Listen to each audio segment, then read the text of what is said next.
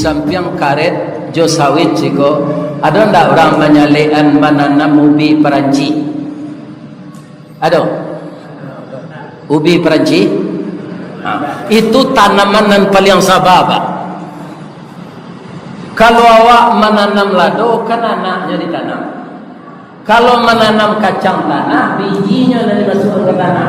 Tapi kalau Peranci batangnya, nyo kan sepanjang itu, Pak, ada kabuang-kabuang sejangka. Kiro-kiro ada ndak nan tabalik orang mencucuan ke tanah? Ada, Pak. Ujungnya ke bawah. Apa bisa ndak di tanaman kepala ke bawah taruh serupa itu? Berjalan saja kaki katek. Sedangkan pesilat Shaolin, Pak, itu 5 malam ini taruh dia. Latihannya taruh. Apa lagi awak orang biasa ke? Tapi ubi Peranci nan tabalik tu awak menanamnya daunnya, Pak. Taruh dia, tumbuh aja daun. Ala gak rimbun daunnya nampak di ibu-ibu kepai kewalai. Oh, ikolah rimbun daun Peranci mah nyo ambil nyo gulai jo jariang. Tapi lai berhenti nyo badaun ndak badaun taruh. Abeko kambiang lalai. Orang beteranak kambiang ko ndak ada nyo kabek dah, Pak. Ndak tentu di kambiang tu dia nyo ndak berakah. Nyo makan seperanci orang.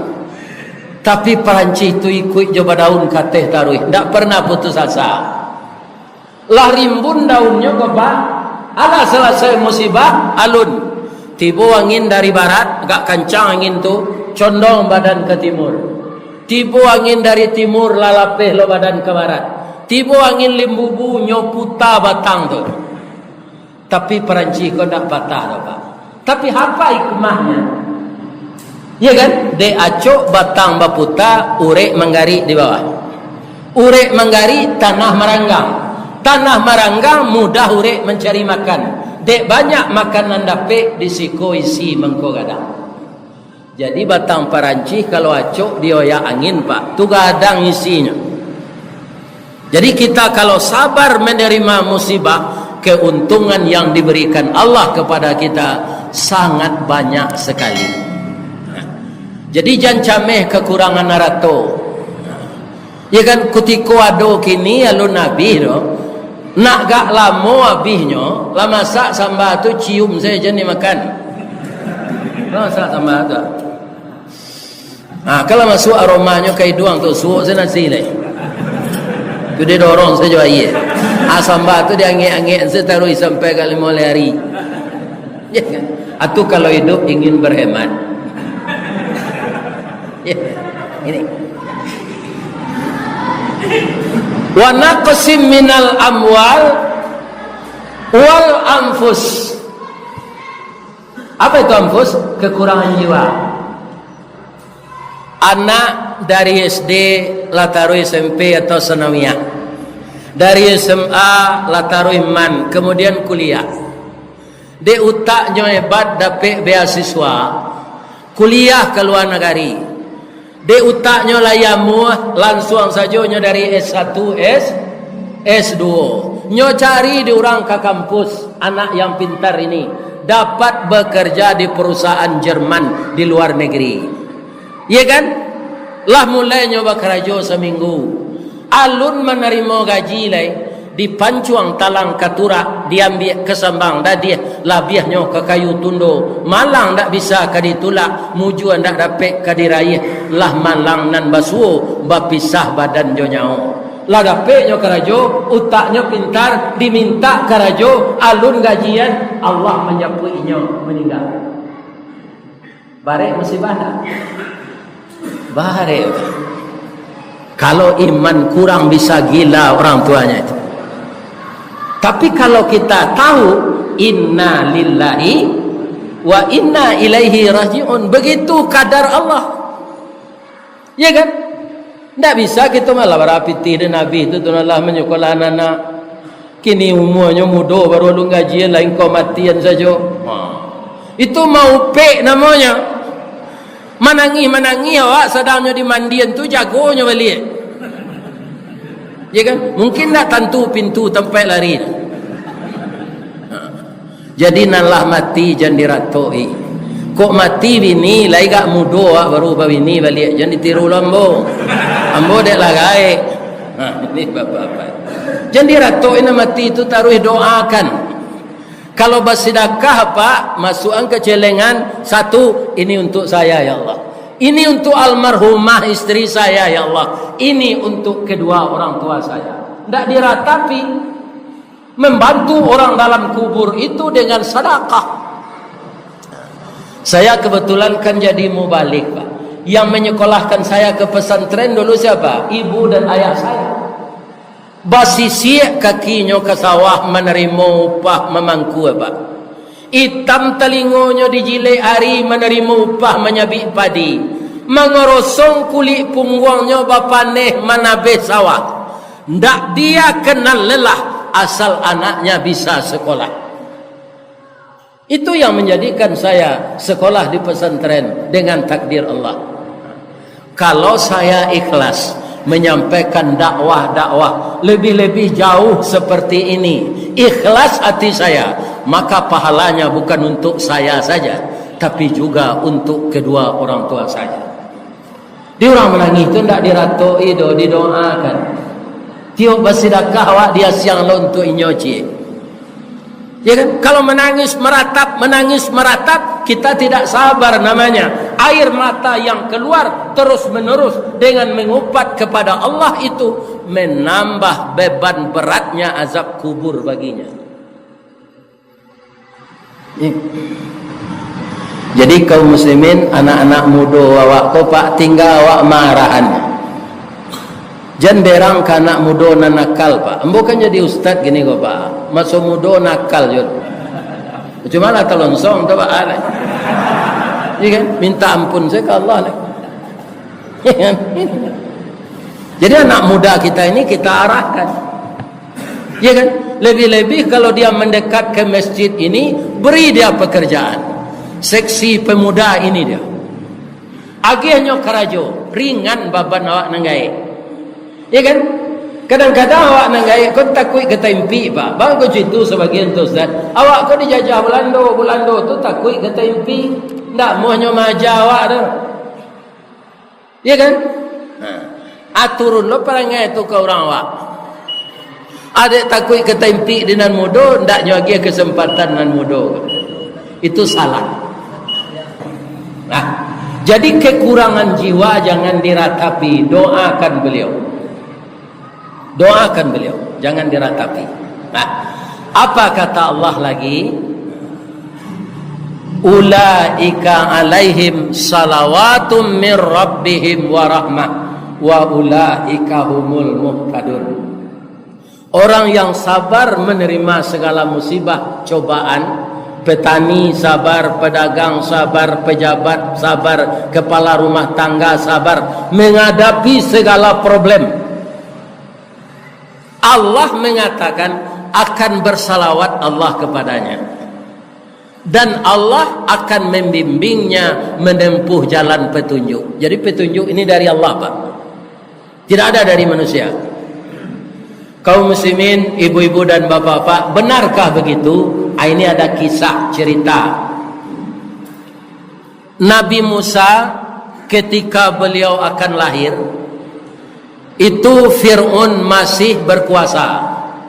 Fir'aun dalam kurun waktu yang ke-3000 tahun. Jadi Fir'aun itu bukan nama orang Pak, tapi nama dinasti. Ya kan? Makanya di dalam sejarah ada Fir'aun itu yang perempuan Pak, yang bertemu dengan Nabi Musa, namanya Merneptah, gelarnya Ramses II. Itu kepalanya kalau orang kampung Ambo diwaso menyebut tonyong, panjang kepalanya ke belakang, ya kan? Dan mukonya panjang, hidungnya bengkok. Di mana Ustaz mencari ada buku karangan Agus Mustafa yang melaksanakan perjalanan sepanjang Sungai Nil. Maka dia dapat untuk diizinkan oleh pemerintah berkunjung ke piramid Fir'aun itu. Jadi wajah Fir'aun itu panjang, hidungnya bengkok. Mencaliak gambar di buku tu pak, takana dia ambo kecik ayah ambo. Apa kata ayah ambo? Orang kalau bengkok hidungnya dia antum madaj. Kare kepala kare angok je. Patutlah Fir'aun tu made tu. Tu kecik orang gaya ambo tu. Jadi kebetulan hidung Fir'aun tu bengkok. Ya kan? Apa peraturan yang dibikin oleh Fir'aun? Dia bermimpi pak. Rasanya kerajaannya hancur. Pergilah dia kepada tukang tenung. Aku bawa yonyo kalau minta tolong ke tukang tanuang. Tak percaya ke Allah. Kecik tukang tanuang. Itu mencemaskan hati Fir'aun.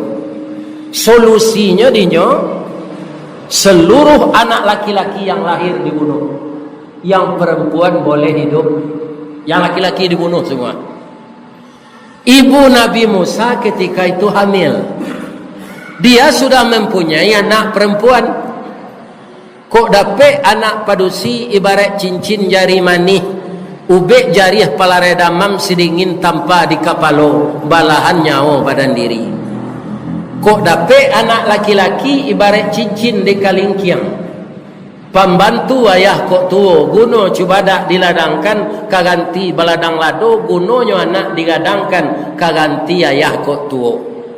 Beliau sudah punya anak perempuan, ingin dapat anak laki-laki. Tapi beliau juga cemas. Karena apa? Kalau anaknya laki-laki pasti dibunuh oleh Fir'aun. Tapi anak yang akan lahir ini calon Nabi pak. Maka dipelihara oleh Allah. Walaupun Fir'aun itu kejam. Rumah ibu Nabi Musa ini sudah dicatat. Rumah nomor sekian. Di desa itu, di dusun itu ada orang hamil. Sudah dicatat. Tapi ketika Nabi Musa lahir, nyolupun sede Allah. Fir'aun, Perdana Menterinya, pembantu-pembantunya, ndak ada nantakana ada baso di rumah itu ada orang hamil. Lupa saya. Sampailah umur Nabi Musa ko 7 menjalang 8 bulan. Akal agak takutnya tu. Baru takana disuruh memereso baso rumah itu ada orang hamil dulu. Sebelum orang yang akan memeriksa ini datanglah Jibril mengilhamkan ke dalam hati ibu Nabi Musa. Bu, anak ibu ko calon rasul.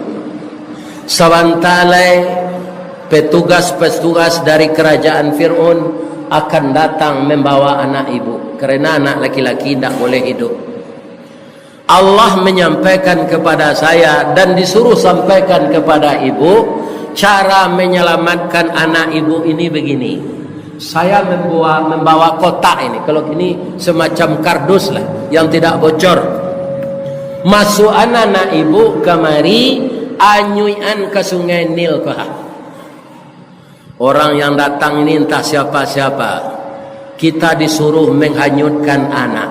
Kalau ibu-ibu sedang menyusui anak, datang seseorang disuruh menghanyutkan anak ibu ke sungai. Mau tak? Tak mau kan? Siapa orang ini? Ibu Nabi Musa juga begitu pak. Tapi diyakinkan oleh orang tadi. Saya ini malaikat bu. Anak ibu ini calon rasul. Hanyutkanlah. Dia tidak akan tiba di muara. Tapi ada orang sebagian pak. Pindah di Teluk Kuantan di Sumatera Barat. Tidak ada orang menyuruh hanyuin anak. Baitullahi anaknya masukkan ke plastik hitam. Hanyuin kau tangi. Kerana anak tu dapat di luar nikah. Nah, ini bapak-bapak malunya anyuin. Ya kan? Dengan rasa berat hati dan berdoa kepada Allah, dianyuikanlah anak dalam peti tadi. Menurut hukum malam pak, kalau anyuik dari ulu pastilah pe kemuaro. Tapi kali ini tidak. Dibelokan de Allah kardus tu ke istana Fir'aun. Pas tiba di tepi sungai, istri Fir'aun sedang mandi. nampak di nyo kardus petigo, nyo elo jo tangannya, nyo buka tutuiknya, kira ada bayi di dalam. Inyolah lamo menikah jo Fir'aun, ndak dapet anak. Kini dapet si anak dalam kardus, gadang hatinya.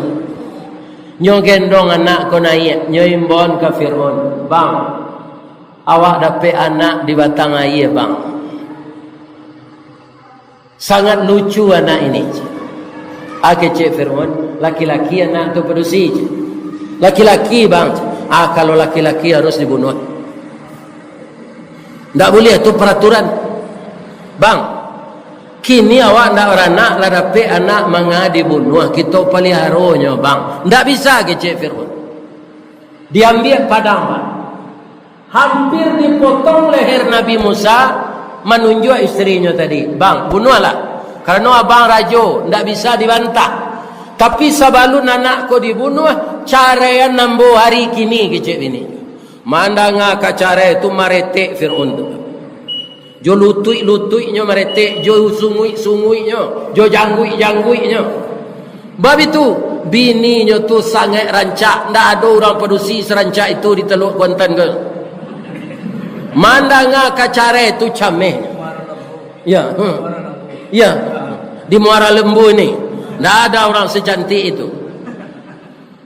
Kata Fir'aun, dia mengaminta cara mana.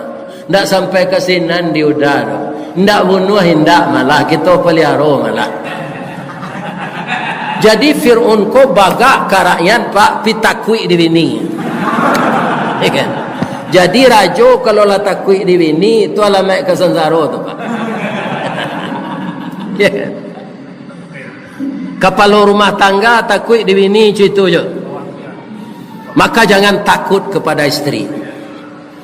Akhirnya anak tadi dipelihara, tapi nyo menangis. Bang kau menangis nyo pak bu. Nyo teragak menyusu. Siapa yang menyusuan ni istri Fir'aun kau ndak beranak bayi tu. Tu ndak berayi susunya tu. Siapa yang menyusuan? Diambil kebijaksanaan dek Fir'aun, dibuat pengumuman di tepi jalan serupa baliho kah. Siapa yang mau menyusukan anak raja datang ke istana, 3 fasilitas disediakan. Pertama, gaji diberi berapa cukup. Tak ada perusahaan gini membuat itu terdapat, malah nyok kurangi saja corona. Gaji dia seberapa cukup. Itu yang pertama, fasilitas. Yang kedua, tinggal di istana selama menyusui. 2. Yang ketiga, PBB tidak membayar. Babondong-bondong lah ibu-ibu datang ke sinan tunan punya bayi. Ya kan? Sebanyak tu ibu-ibu nan datang, ndak amuh Nabi Musa kok menyusu je orang tu. Menangis saja. Taulah ibu yang melahirkannya tadi. Datanglah ibu itu ke istana. Tidak satu pun orang yang tahu bahwa ibu ini yang punya anak. Begitu ibunya datang, langsung Nabi Musa itu sekali. Induknya kolah nama nyusuannya. Apa isi kajian kita yang pendek itu? Karena ibu Nabi Musa sabar menghanyutkan anaknya, Allah menepati janjinya. Anak orang dibunuh, anaknya tidak. Dia yang menyusukan digaji oleh kerajaan. Tinggal di istana, PBB tidak membayar. Itu di dunia baru tu pak. Jadi kok murah sawit Sabah jadi pak. Dan minyak kalai mahal.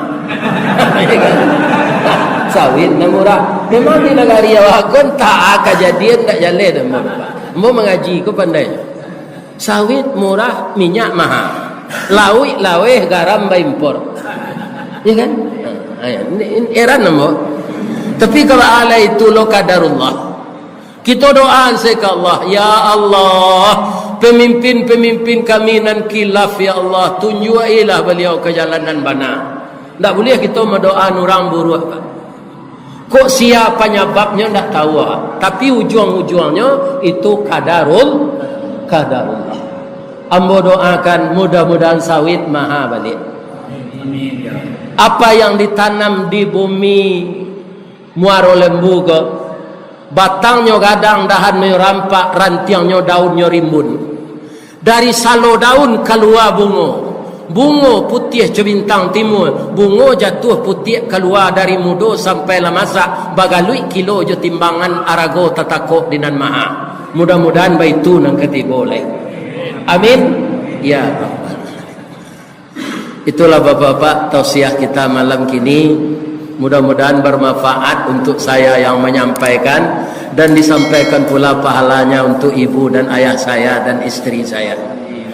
Bapak-bapak dan ibu-ibu juga begitu yang mengikuti ini didoakan oleh malaikat semenjak datang tadi sampai selesai salat Isya. Ibu-ibu tiba di rumah di janjang, ndak berhenti malaikat mendoakan, ya Allah, ampunkanlah dosa-dosa jamaah Masjid Besar Al-Muttaqin Desa Muara Lembu ini ya Allah. Kecik malaikat, cie malaikat maminkan beribu-ribu berjuta-juta malaikat maminkan doa malaikat dan seorang tadi. Mudah-mudahan semua kita mendapatkan rahmat dari Allah. Subhanaka Allahumma rabbana wa bihamdika asyhadu an la ilaha illa anta astaghfiruka wa atubu ilaih. Banyak maaf. Assalamualaikum warahmatullahi wabarakatuh. Mari kita doa bersama. Na'udzubillahi minasyaitonir rajim. Bismillahirrahmanirrahim. Alhamdulillahi rabbil alamin. Wal aqibatu lil muttaqin. Wassalatu wassalamu ala asyrafil mursalin wa ala alihi wa sahbihi ajmain. Allahumma ya Allah ya Rahman ya Rahim, irhamna ya Allah. Ya salam ya salam, salimna ya Allah. Ya Allah yang Maha Agung, pada malam ini di Masjid Besar Al-Muttaqin, kami para jamaah adalah hamba-hambamu yang lemah ya Allah, yang kadang-kadang kami tidak sabar menerima musibah dan juga lupa mensyukuri nikmat Engkau. Untuk itu di dalam masjid yang suci ini ya Allah, kami menadahkan tangan kehadirat-Mu. Ampunkanlah kekilafan kami dan dosa-dosa kami. Maafkanlah ketidaksabaran kami dan jadikanlah kami hamba-hamba-Mu yang banyak bersyukur ya Allah. Ya Allah yang Maha Pengampun, ampunkanlah dosa kami, dosa kedua orang tua kami yang mendidik dan membesarkan kami semenjak setetes mani sampai segumpal darah, sampai sebongkah daging, terus kami berumur 9 bulan 10 hari, terutama ibu kami dalam pesakitan antara hidup dan mati melahirkan kami ya Allah. Kemudian menyusui kami, berangsur-angsur kami dididik sekolah dan mengaji sampai kami dewasa seperti ini.